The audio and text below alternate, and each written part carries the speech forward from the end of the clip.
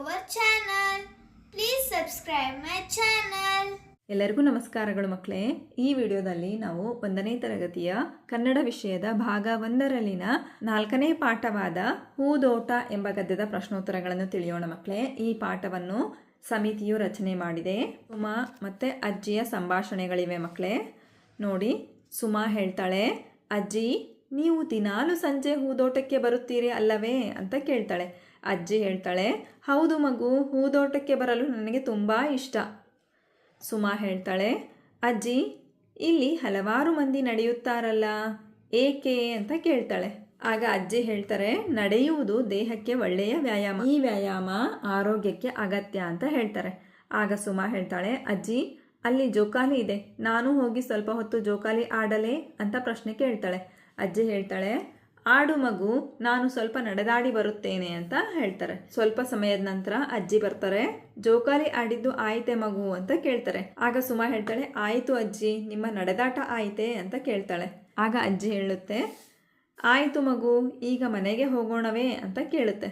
ಸುಮಾ ಹೇಳ್ತಾಳೆ, ಅಜ್ಜಿ ನಾನು ದಿನಾಲೂ ನಿಮ್ಮ ಜೊತೆ ಹೂದೋಟಕ್ಕೆ ಬರುವೆ. ಅಜ್ಜಿ ಹೇಳ್ತಾರೆ, ನೀನು ತುಂಬ ಜಾಣೆ. ಮಕ್ಕಳು ಚಿಕ್ಕಂದಿನಿಂದಲೇ ಇಂಥ ಒಳ್ಳೆಯ ಅಭ್ಯಾಸಗಳನ್ನು ಬೆಳೆಸಿಕೊಳ್ಳುವುದು ಒಳ್ಳೆಯದು ಅಂತ ಹೇಳ್ತಾರೆ. ಮಕ್ಕಳೇ, ನೀವು ಸಹ ಈ ಪಾಠವನ್ನು 1-2 ಬಾರಿ ಓದಿ. ಅಭ್ಯಾಸದ ಪ್ರಶ್ನೆಗಳನ್ನು ನೋಡೋಣ ಮಕ್ಕಳೇ. ಮುಖ್ಯ ಪ್ರಶ್ನೆ, ಪಾಠದ ವಾಕ್ಯಗಳನ್ನು ಕೆಳಗೆ ನೀಡಿದೆ, ಬಿಟ್ಟಿರುವ ಪದವನ್ನು ಸೇರಿಸಿ ಮಕ್ಕಳಿಂದ ಹೇಳಿಸಿ ಅಂತ ಕೊಟ್ಟಿದ್ದಾರೆ ಮಕ್ಕಳೇ. ಗಮನಿಸಿ.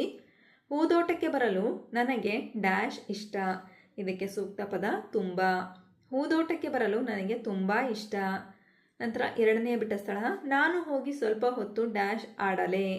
ಇದಕ್ಕೆ ಸೂಕ್ತ ಪದ ಜೋಕಾಲಿ. ನಾನು ಹೋಗಿ ಸ್ವಲ್ಪ ಹೊತ್ತು ಜೋಕಾಲಿ ಆಡಲೆ. ನಂತರ 3ನೇ ಬಿಟ್ಟ ಸ್ಥಳ, ನಿಮ್ಮ ಡ್ಯಾಶ್ ಆಯಿತೆ. ಇದಕ್ಕೆ ಸೂಕ್ತ ಪದ ನಡೆದಾಟ. ನಿಮ್ಮ ನಡೆದಾಟ ಆಯಿತೆ.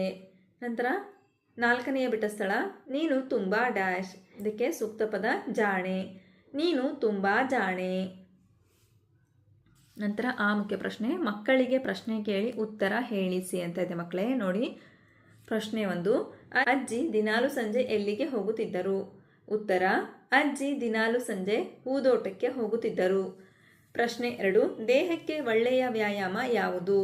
ಉತ್ತರ, ದೇಹಕ್ಕೆ ಒಳ್ಳೆಯ ವ್ಯಾಯಾಮ ನಡೆಯುವುದು. ಪ್ರಶ್ನೆ 3, ಸುಮಾ ಯಾವ ಆಟ ಆಡಿದಳು? ಉತ್ತರ, ಸುಮಾ ಜೋಕಾಲಿ ಆಟ ಆಡಿದಳು. ಈ ಮುಖ್ಯ ಪ್ರಶ್ನೆಯನ್ನು ಗಮನಿಸಿ ಮಕ್ಕಳೇ. ಯಾರು ಯಾರಿಗೆ ಹೇಳಿದರು ಅಥವಾ ಕೇಳಿದರು ಎಂದು ಮಕ್ಕಳನ್ನು ಕೇಳಿ ಉತ್ತರ ಬರೆಯಿರಿ ಅಂತ ಇದೆ. ಗಮನಿಸಿ. ಮೊದಲ ಪ್ರಶ್ನೆ, ಅಜ್ಜಿ ನೀವು ದಿನಾಲೂ ಸಂಜೆ ಹೂದೋಟಕ್ಕೆ ಬರುತ್ತೀರಿ ಅಲ್ಲವೇ ಎಂದು ಕೇಳಿದವರು ಯಾರು? ಈ ಮಾತನ್ನು ಸುಮಾ ಅಜ್ಜಿಗೆ ಕೇಳಿದಳು. ನಂತರ 2ನೆಯ ಪ್ರಶ್ನೆ, ನಡೆಯುವುದು ದೇಹಕ್ಕೆ ಒಳ್ಳೆಯ ವ್ಯಾಯಾಮ, ಈ ವ್ಯಾಯಾಮ ಆರೋಗ್ಯಕ್ಕೆ ಅಗತ್ಯ ಎಂದು ಹೇಳಿದವರು ಯಾರು? ಈ ಮಾತನ್ನು ಅಜ್ಜಿ ಸುಮಾಳಿಗೆ ಹೇಳಿದರು. ಪ್ರಶ್ನೆ 3, ಮಕ್ಕಳು ಚಿಕ್ಕಂದಿನಿಂದಲೂ ಇಂಥ ಒಳ್ಳೆಯ ಅಭ್ಯಾಸಗಳನ್ನು ಬೆಳೆಸಿಕೊಳ್ಳುವುದು ಒಳ್ಳೆಯದು ಎಂದು ಹೇಳಿದವರು ಯಾರು ಮಕ್ಕಳೇ? ಈ ಮಾತನ್ನು ಅಜ್ಜಿ ಸುಮಾಳಿಗೆ ಹೇಳಿದರು.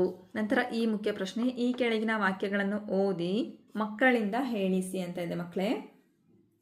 ನೋಡಿ, ನಾನು ದಿನಾಲೂ ಸ್ನಾನ ಮಾಡುತ್ತೇನೆ.